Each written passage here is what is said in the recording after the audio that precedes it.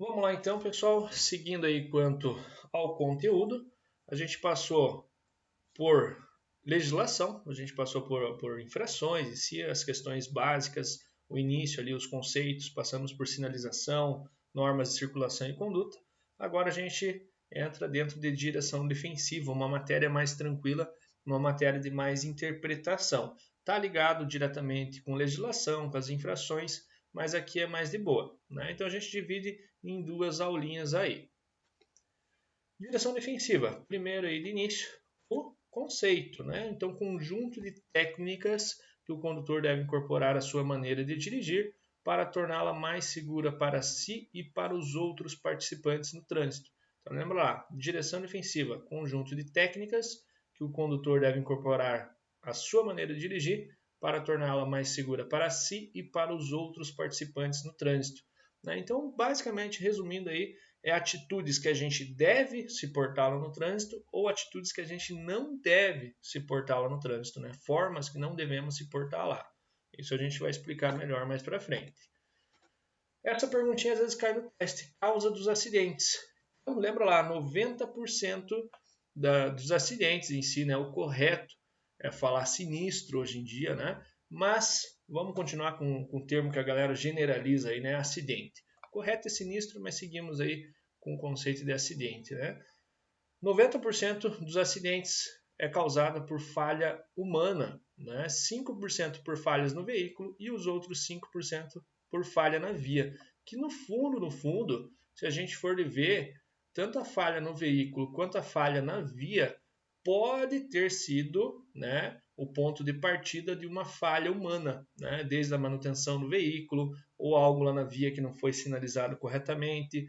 Tudo isso pode entrar lá em falha humana também. Então, se cair no teste, lembra lá, o que mais causa acidente? Falha humana. E reforçando aqui nessa parte, né, não que caia no teste, mas isso é muito importante na teoria aqui e na prática também, né, quanto esses novos conceitos de habilitação, de alteração de processo, de diminuição de aula, tudo. Como a gente já mencionou lá em legislação, eu até concordo, mas se a educação viesse desde pequeno, porque se a gente pegar aqui o número de acidentes, não trago nos slides, mas dá para a gente pesquisar, se vocês quiserem pesquisar na internet, comparação de número de acidentes e mortes em acidentes de trânsito do Brasil com outros países, o Brasil sai disparado na frente. Então o país é o que mais mata no trânsito, né? E também comparado com outras situações, se a gente for ver doenças, né, vírus H1N1, dengue, tragédias, né? As guerras em si não entraria aqui, mas também podemos citar guerras. Se a gente comparar todas essas mortes, né, o trânsito brasileiro é o que mais mata, né? Então, comparado com doenças, tragédias em si, o trânsito brasileiro é o que mais causa, né, o que mais tira vidas, né, de pessoas. Conceito que cai lá direto. Trouxe a imagem para ficar fácil da gente interpretar aí, ó. Negligência. Sabe, mas não faz o que é necessário, causando resultados prejudiciais. Negligência. Sabe, mas não faz o que é necessário, causando resultados prejudiciais. O pessoal sempre já diz aí da senhora, né, atravessando na frente das motos. Poxa, ela poderia ter esperado para ir atravessar. Beleza, entraria como negligência. Mas uma principal aqui, ó, é a criança na garupa da moto.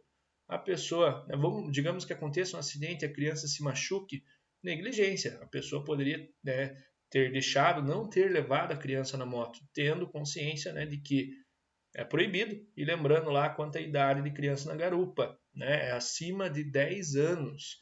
Então, sabe, mas não faz o que é necessário, causando resultados prejudiciais. Imprudência. O que seria imprudência? Agir com descuido ou sem cautela, causando um dano que poderia ter sido previsto e evitado. Agir com descuido ou sem cautela, causando um dano que poderia ter sido previsto e evitado. Por exemplo, a manutenção lá do teu carro. Poxa, eu sei que eu tenho que fazer manutenção, o carro já está apresentando uma falha, mas eu vou empurrando com a barriga. Vou levando, até o momento, né, que o carro acaba estragando. Aí você fica na rua, você acaba. Ele te deixa na mão, né? Entraria como imprudência. Agir com descuido ou sem cautela, causando um dano que poderia ter sido previsto e evitado. O que mais cai em questão lá no teste é a tal da imperícia. Às vezes cai questões perguntando lá, um acidente causado por imperícia. Então, imperícia entra lá a falta de conhecimento ou preparo técnico para realizar determinada atribuição. Falta de conhecimento ou preparo técnico para realizar a determinada atribuição. Resumindo em poucas palavras, falta de habilidade. Às vezes cai lá no teste. Um acidente causado por falta de habilidade, a resposta entraria ali em perícia. Então, dei uma reforçada nesses termos aí. Falta de atenção, né, as coisas que acabam, né, acarretam os acidentes. O que a gente mais vê aí na nossa região até então é o uso do celular, né, desde as outras situações, né, como é quando dirige, se maquiar, mexer no rádio, mas o que mais pega a galera aí é o mexer no celular, né? Nas aulas anteriores, quem tiver acesso, né, ao meu WhatsApp, eu posso encaminhar os outros vídeos ali em si. Eu gostava de mostrar para o pessoal uma reportagem onde mostrava lá o teste, né, deles passarem por cones, como se fosse um teste em si de autoescola, né, de manobrar veículo em si, com o pessoal habilitado em um local seguro, e eles fizeram lá o teste do pessoal fazer esse trajeto pelos cones sem o uso do celular e com o uso do celular. Por incrível que pareça, muitas pessoas acabaram batendo nos cones sem o uso do celular. Então imagina, não precisa nem falar o que aconteceu com o pessoal que estava usando o celular tentando responder uma mensagem do WhatsApp, né? Além de não conseguir responder, acabaram batendo nos cones. Então isso aumenta muito o risco de acidente. Lembra lá, além de infração, não combina, né? Direção e o uso do celular. Entre outras situações aí que podem tirar a atenção que a gente vai falar mais para frente. Previsão. Prever, né, possíveis acontecimentos, né, antecipar ali, né, possíveis acontecimentos.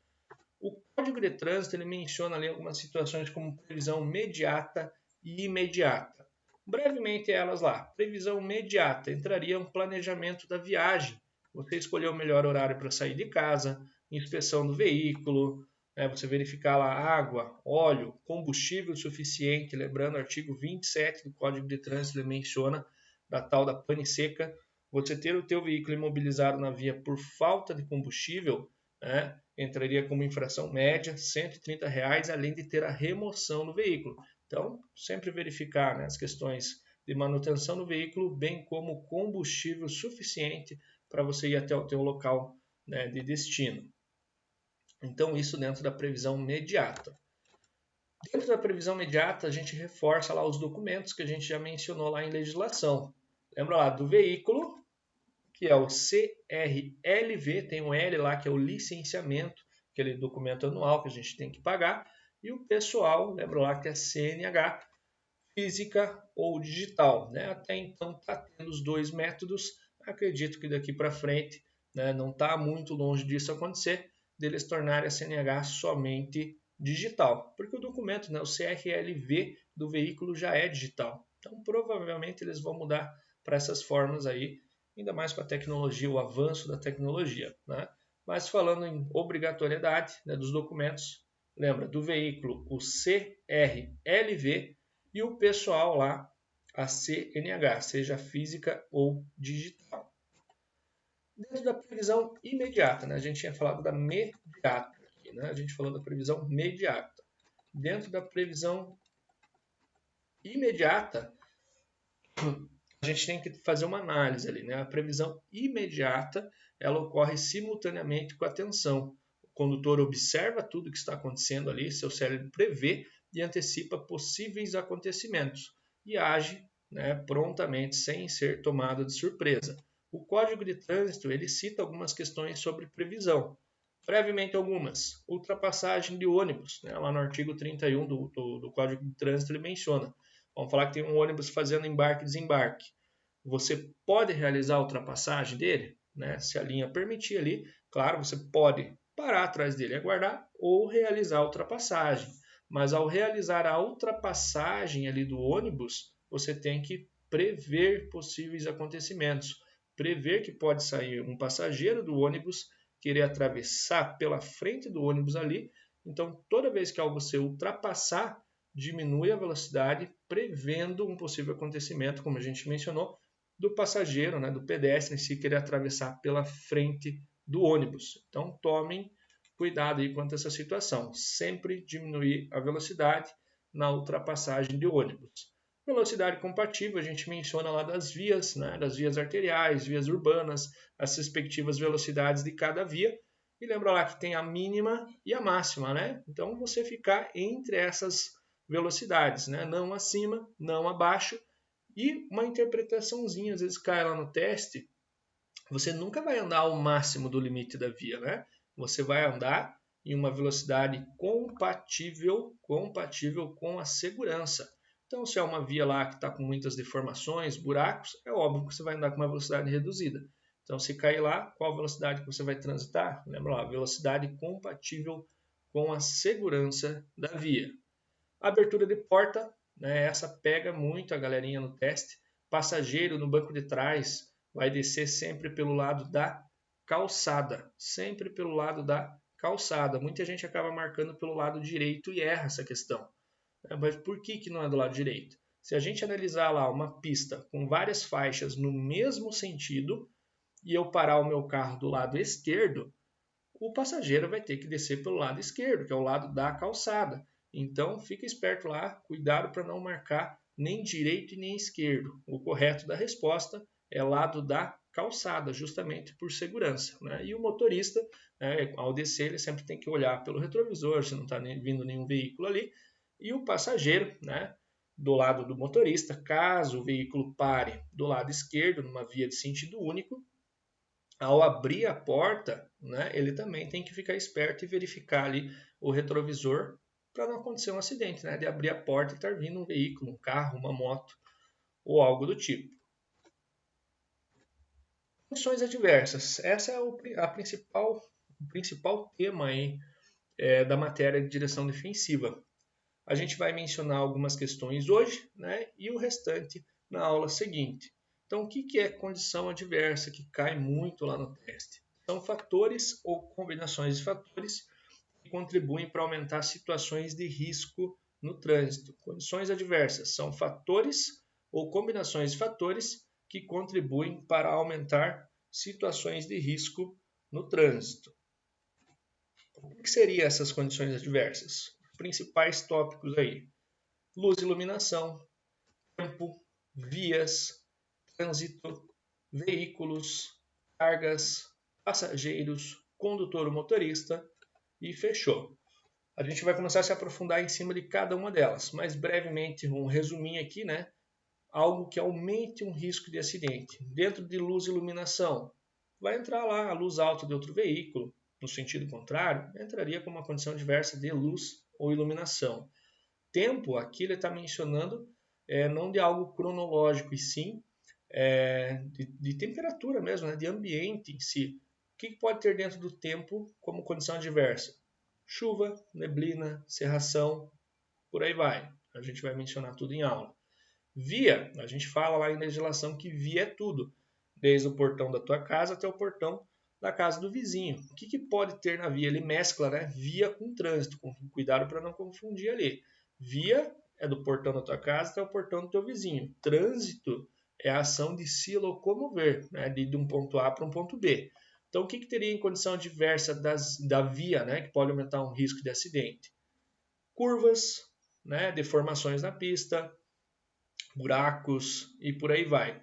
Trânsito, a ação de se locomover, o que vai ter em trânsito que aumenta o risco de acidente?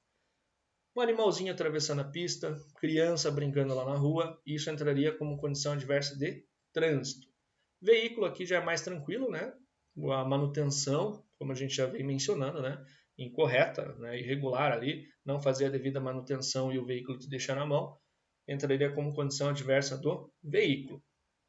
Cargas, também tranquilo essa parte, né? Carga seria mal amarrado, excesso de carga, pessoas no compartimento de carga e por aí vai.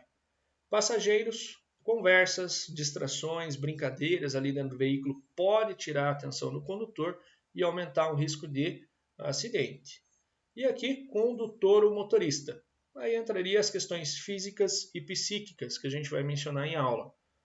Cansaço, fadiga, sono, estresse, bebida alcoólica, tudo isso aumenta o risco de acidente ali. Brevemente explicando melhor cada uma delas, então dentro de luz e iluminação vai ter o ofuscamento. O que seria o ofuscamento? O ofuscamento pode ser causado pelo sol, né, em si e pela luz alta de outro veículo. Num termo mais técnico aqui, o ofuscamento é a transição de um ponto escuro para um excesso de luz. Por exemplo, aqui a gente pode analisar essa imagem aqui embaixo. Estar dentro de um túnel onde está tudo escuro e sair para fora do túnel, né? Onde tem um excesso de luz solar. Né? Então vai causar lá o ofuscamento, que é uma cegueira momentânea. Lembra lá, ofuscamento, transição de um ponto escuro para o excesso de luz. E na sequência vai ter a penumbra. A galera acaba confundindo ofuscamento com penumbra. A penumbra é o inverso do ofuscamento. É a transição da luz para a sombra. É ao contrário, a transição da luz para a sombra. Por exemplo, aqui esse carro, né, era um vídeo, não está abrindo, mas dá para a gente compreender por esta imagem. O rapaz estava estacionado lá no sol, né, aquele solzinho final da tarde diretamente nos olhos. Quando ele foi manobrar o carro, né, o sol diretamente nos olhos causou essa cegueira momentânea. Quando ele passou para a sombra, né, acabou não vendo o poste e colidiu com o poste. Então aconteceu um acidente devido à penumbra, transição da luz para a sombra. Seguindo, tempo e clima, chuva. Né? Aqui vamos resumir tudo de uma vez, pessoal.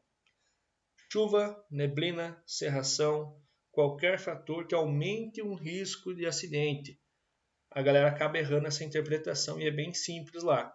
Velocidade, toda vez você vai diminuir a velocidade. E distância de segmento, que é a distância do teu veículo, do veículo da frente, você aumenta.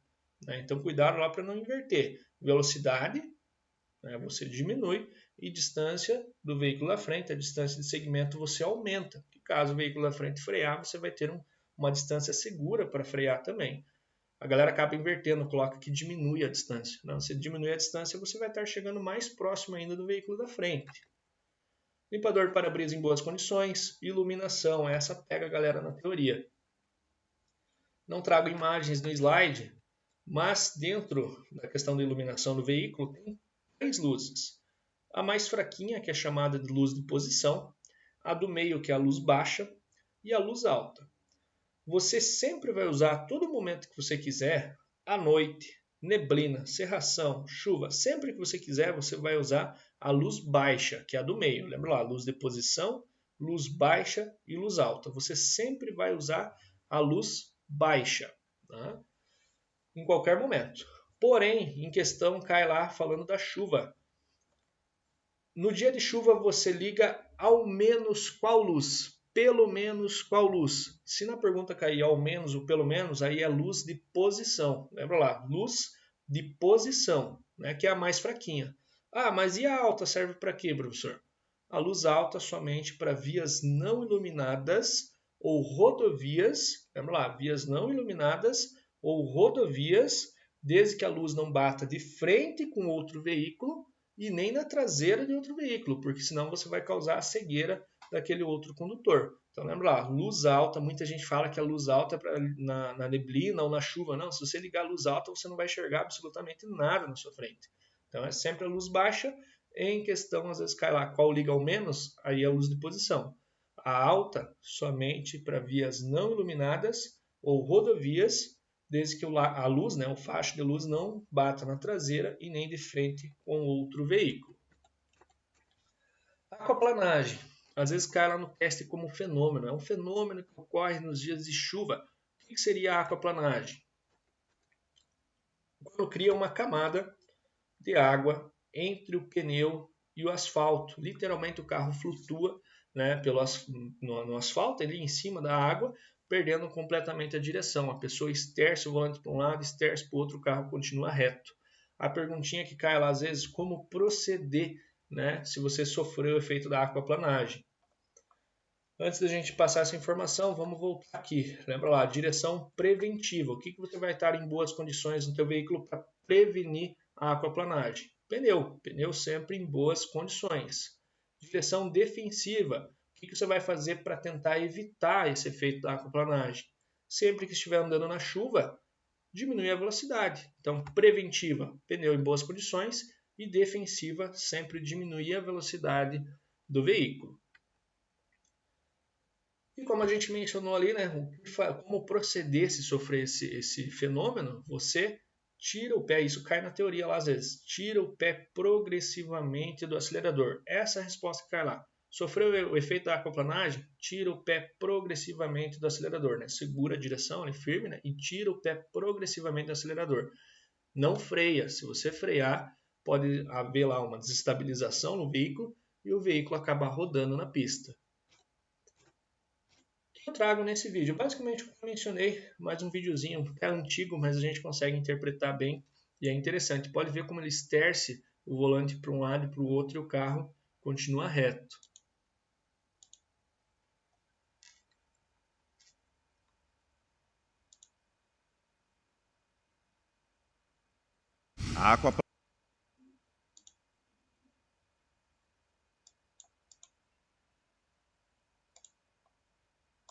A aquaplanagem é um fenômeno desagradável, conhecido por muitos motoristas. Hoje você vai conhecer o teste feito na pista de vidro, que detecta a velocidade exata e em qual momento isso acontece no carro. Confira.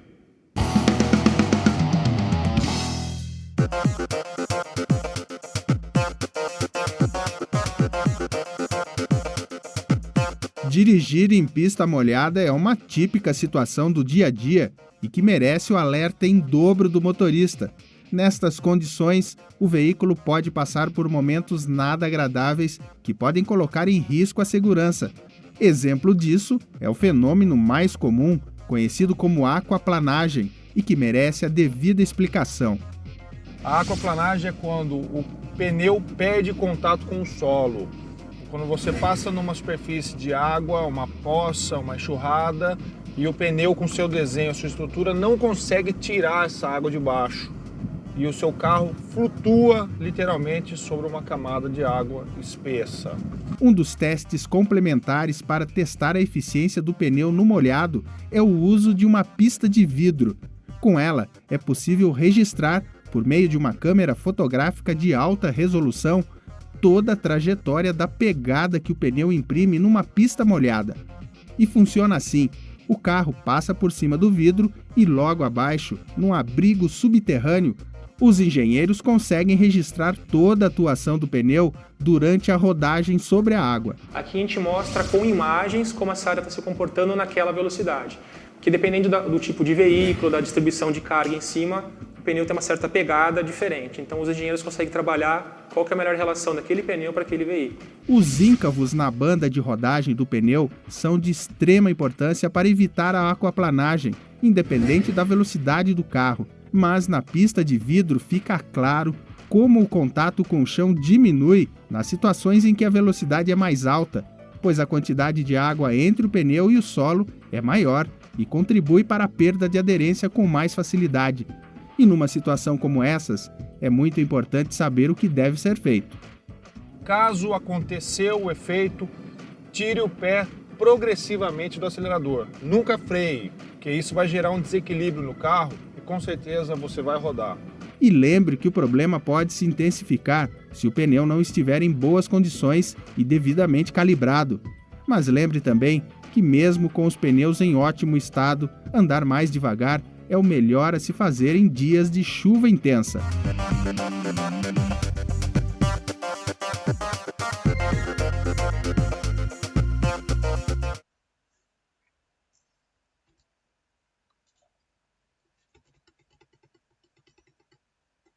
Retornando, então, pessoal, lembra lá.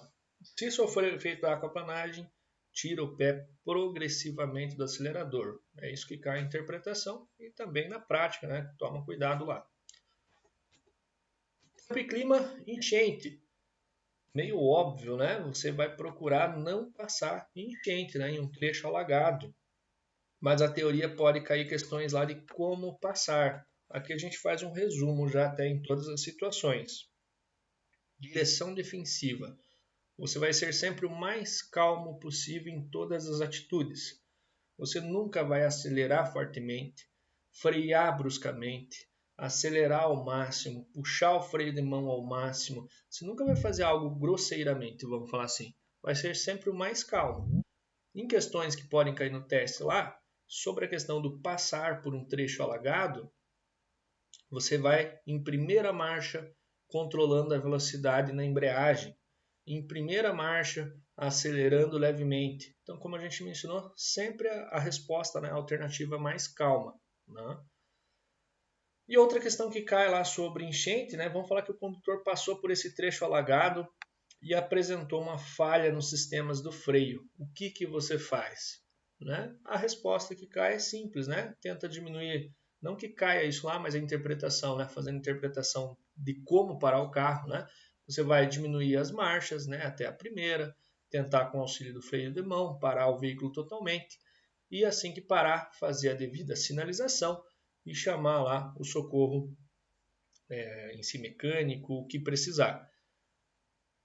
Teoria, lembra lá, se cair essa perguntinha dos freios, né, se apresentar falha, então a resposta que cai lá é: para o veículo, faz a devida sinalização e chama o socorro. Você nunca vai seguir a viagem no perigo. Seguir a viagem no perigo vai aumentar o quê? Um risco ali de acidente.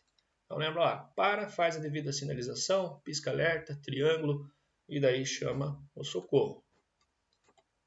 Neblina e cerração, como a gente já mencionou, né? Farol baixo, né, em si. E a pergunta, né, que cai lá às vezes, e isso é muito importante na prática também, pessoal. Se tiver muito, né, tapado a visão, você não enxergar nada, aonde você vai parar? Muita gente acha que dá para parar no acostamento. Acostamento é um local super perigoso. Acostamento é só se o seu veículo estragou. Aí você para no acostamento e faz a devida sinalização. Numa situação de neblina, cerração, chuva forte, você vai sempre procurar um abrigo seguro, um posto de gasolina, uma lanchonete, uma churrascaria, algo que tenha, né, na beira da pista, mas que não é com acostamento. Lembra que o acostamento é um local perigoso. Às vezes cai lá sobre fumaça também, né? Então tempo e clima, a fumaça entra dentro do tempo e clima justamente por causa dos tempos secos, né? Das queimadas. Você vai seguir a viagem no perigo? Não, né? Você seguir a viagem no perigo, pode acontecer um acidente. Então você nunca vai seguir a viagem no perigo.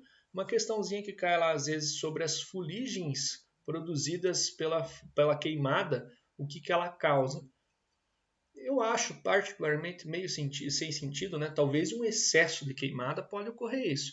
Mas ele cai lá às vezes a interpretação de que a fuligem produzida e uma queimada na pista pode perder a aderência do pneu ao solo.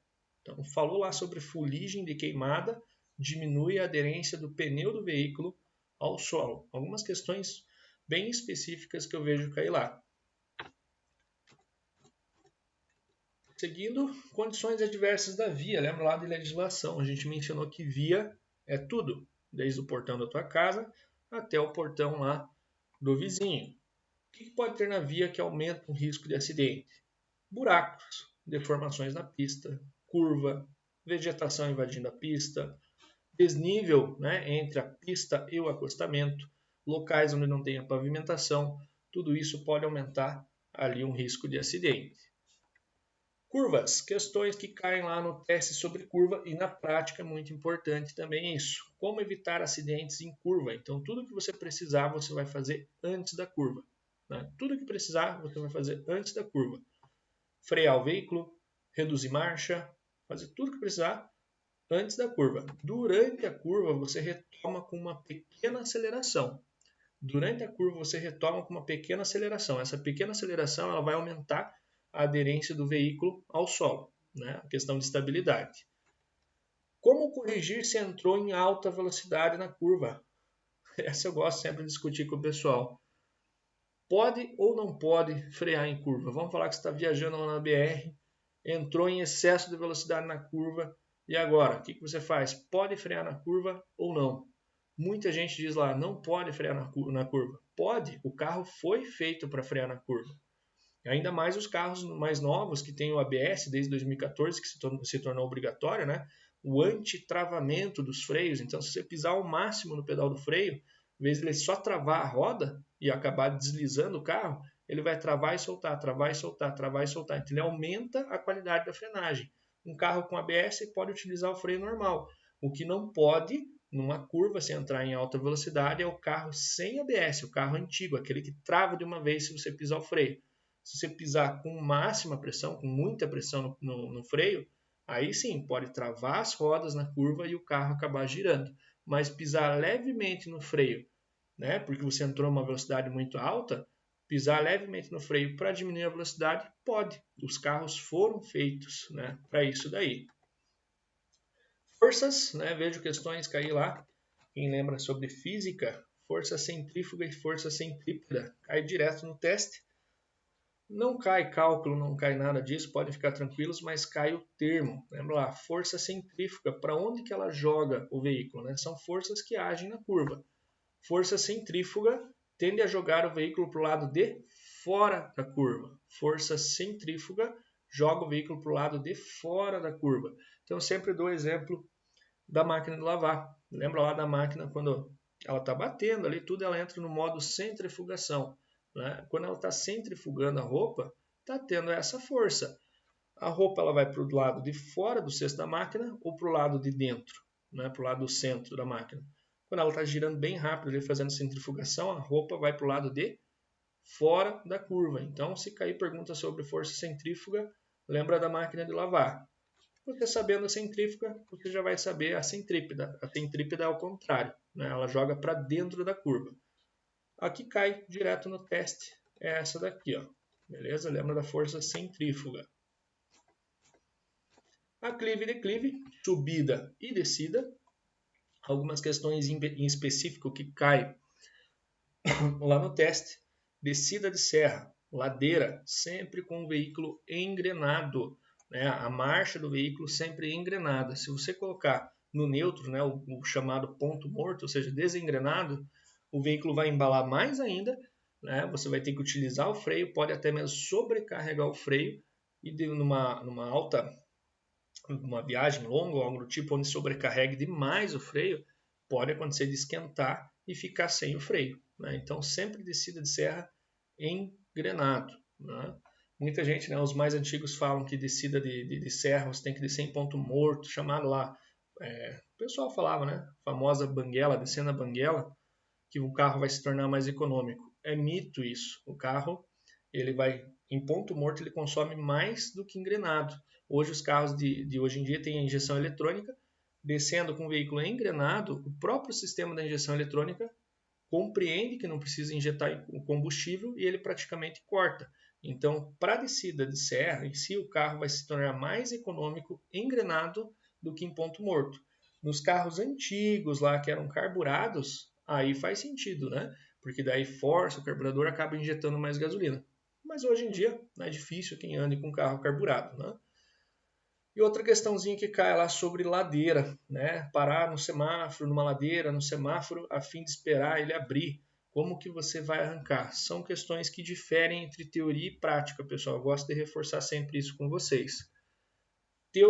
A teoria vai mencionar que você vai utilizar o freio de serviço pedal, seja numa ladeira, no páreo, o que for. Vai utilizar o freio de serviço pedal e colocar o carro simultaneamente em ponto morto. Utilizar o freio de serviço pedal e colocar o carro simultaneamente em ponto morto. No teste prático, geralmente é cobrado toda vez que você parar, né, digamos que está em terceira marcha, vai freando lá, quando está quase parando, pisa na embreagem, parou totalmente o veículo, tira da marcha que está, engata a primeira marcha e espera com a primeira marcha engatada. Então a teoria cai lá que o veículo tem que ficar em ponto morto. Na prática, geralmente lá no Detran é cobrado toda vez que você parou, engata a primeira marcha e espera o semáforo abrir, o que for, com a primeira marcha engatada. Obstáculo na pista, outra questão bem contraditória, até então está caindo, não sei quanto a situação desse novo processo de habilitação, futuramente se vão alterar as questões, mas essa é algo bem contraditório. Às vezes cai lá, O condutor, andando lá, dirigindo, se deparou com um obstáculo, por exemplo, um buraco, um defeito na pista. O que ele faz? Prática, desvia, freia, liga a seta, faz o que você puder. Né? Você não vai querer danificar o seu veículo ao passar pelo buraco. Mas na teoria, a resposta que cai é: ao se deparar, pare de acelerar e passe alinhado com o obstáculo. Com o carro até tranquilo, né? Dá para compreender que você passa com o obstáculo entre as rodas, né? Ou seja, por baixo do carro. Então, ao se deparar, pare de acelerar e passe alinhado com o obstáculo. Porém, cai essa mesma pergunta para a motocicleta. E a resposta que cai é exatamente a mesma. Ao se deparar, pare de acelerar e passe alinhado com o obstáculo. Ou, sem utilizar os freios, passar alinhado com o obstáculo. O pessoal às vezes marca passar na lateral e acaba errando. Algo bem contraditório. Talvez a teoria interprete que se você querer desviar bruscamente do buraco, você pode bater em outro veículo, né? uma motocicleta, algo que esteja do lado. A resposta que cai em teoria é essa daqui. Contraditória? Sim, mas é essa. Na prática, nas aulas, no dia a dia, teve buraco ali? Desvia, freia, liga a seta, faz o que for preciso, né? Você não vai querer danificar o veículo, como a gente mencionou. Condições adversas de trânsito. Veículos, né? Pedestres, animais, as vias rurais e urbanas que a gente mencionou lá em legislação. E a principal que a gente menciona aqui, o transtorno explosivo intermitente. O que seria a condição adversa de trânsito? Lembra lá que a gente menciona que é a ação de se locomover de um ponto A para um ponto B. Então, nesse trajeto de você se locomover, os veículos que estão ali no trânsito, os pedestres que estão andando, os animaizinhos atravessando a via, dentro de todas as vias que a gente já mencionou, né, as rurais e urbanas, tudo isso pode aumentar o risco de acidente. A principal que a gente fala aqui, né, transtorno explosivo intermitente, chamado, né, na teoria de síndrome do Hulk. Ela está ligada à condição adversa do condutor também, né, mas entraria a condição adversa de trânsito. Eu garanto que algum de vocês aí se enquadra nessa situação. Como assim? Transtorno explosivo intermitente. Eu sou uma pessoa super calma, super tranquila na minha, né? Difícil me tirarem do sério. Porém, falou algo que eu não gosto, ou, né, me chamou de algo lá no trânsito, eu explodo e quero partir para a briga. Lembra lá que essa atitude no trânsito não cabe, né? Não cabe essa atitude no trânsito justamente porque a gente não sabe qual é a pessoa, né? Quem é a pessoa que está no outro veículo, né?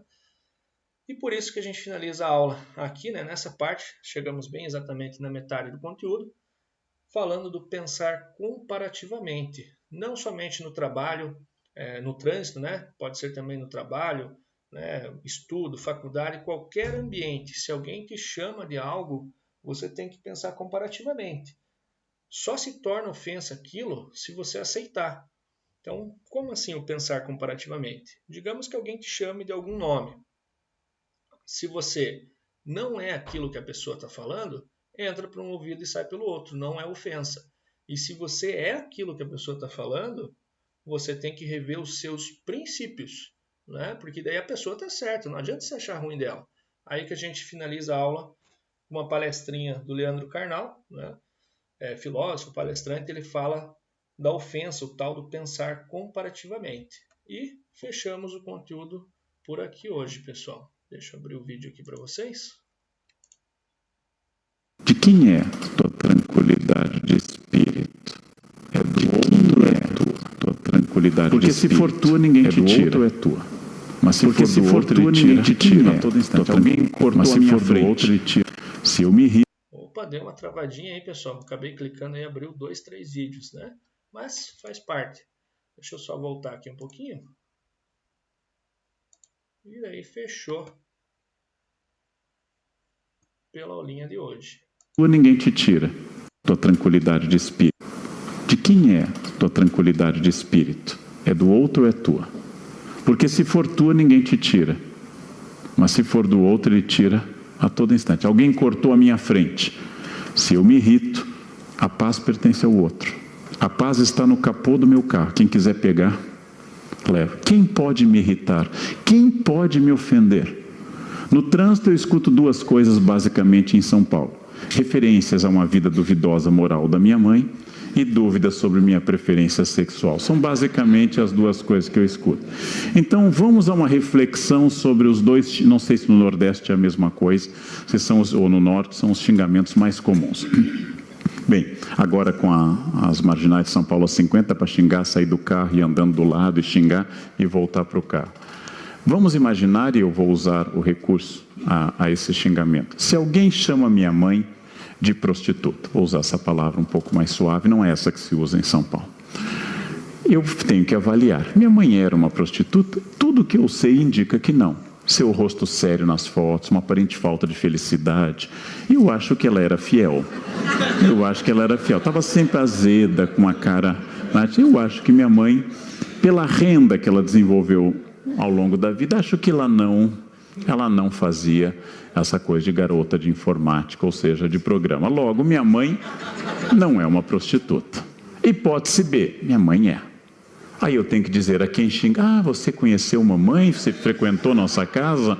Que época que foi? Eu lembro tanta gente que ou minha mãe era ou não era. Nos dois casos, qual é a ofensa? Minha mãe não é, logo você está mentindo, ela não é. Minha mãe é, logo você está dizendo a verdade, e eu tenho que reclamar da minha mãe e não de você. A outra opção, seu viado, duas hipóteses. Geralmente duas, hoje tem mais, mas tem duas hipóteses. Eu sou ou não sou. Se eu for, não é um xingamento, porque a opção sexual não é um xingamento. Eu posso dizer à pessoa, sou, você me conhece, mas eu estava olhando a fronha, eu não lembrei muito do seu rosto. Pronto, posso dizer isso. E pronto, está feito. Ou não sou, logo aquilo não me atinge. Quem pode me ofender? Só um tipo de pessoa, aquela que diz uma coisa com a qual eu concordo. Então quem está se ofendendo sou eu. Quem está se ofendendo sou eu, se eu concordar. Eu vou voltar aos budistas, mas eu aprendi o ano passado no Butão, com um monge, uma frase muito boa. Eu fui ao Butão com um grupo e o monge disse, a ofensa é uma brasa que você atira na pessoa para queimá-la. A ofensa é um fogo na mão que você quer queimar a pessoa o máximo possível. E talvez você consiga. Mas em 100% dos casos você queima a sua mão. A ofensa talvez atinja, mas em 100% dos casos ela queima a sua mão. É você o primeiro a embarcar nessa energia da ofensa. Então eu tenho que decidir quem pode me ofender. Se alguém passa na rua e grita careca, o que eu vou dizer? Que bom você ver tanta gente que é cega no mundo, né? Quando você vê. Alguém me chama de velho. É uma questão de comparação. Comparado com quem? Com a Rainha Elizabeth? Eu estou deixando as fraldas ainda. A Rainha Elizabeth é uma Highlander, né? Ela vai para sempre. Alguém me chama de qualquer coisa e eu tenho que pensar comparativamente. Quem pode me ofender? Unicamente a quem eu der este poder. Por isso que a ofensa é um fracasso pessoal. Se eu me abalei por completo, a ofensa é uma característica que eu permiti que o outro me ofendesse. Os estoicos mandam a gente não se alterar diante das coisas que sejam desimportantes. Eu acrescentaria o que o imperador Marco Aurélio não disse. Há poucas brigas muito importantes na vida, existem, mas são muito poucas. As outras são todas irrelevantes.